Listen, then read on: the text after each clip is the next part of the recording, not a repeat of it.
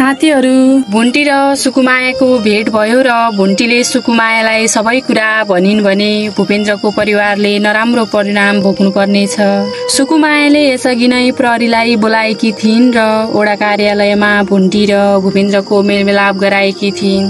तर अहिले आएर फेरि पनि भूपेन्द्रका आफ्नै भाइ र बहिनी मिलेर भूपेन्द्र र भुन्टीलाई अलग गर्न लागि परेका छन्। तर भूपेन्द्रले यो कुरा बुझेका छैनन्।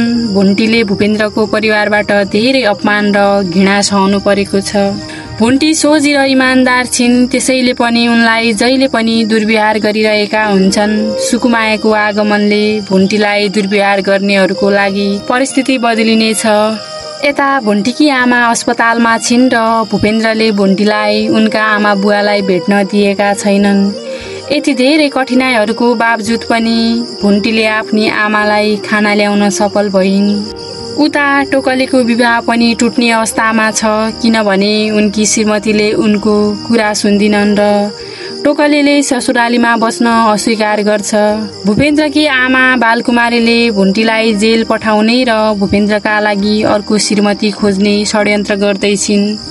साथीहरू, हामी सबैलाई आशा छ कि भुन्टी र भूपेन्द्र बीच मेलमिलाप हुनेछ र सुकुमायाले भुन्टीलाई अन्याय गर्नेहरू भीम र भूमिका लगायत सबैको पर्दाफास गर्नेछिन् र जेल सजाय दिनेछिन् भन्दै आजको भिडियोबाट बिदा हुन्छु।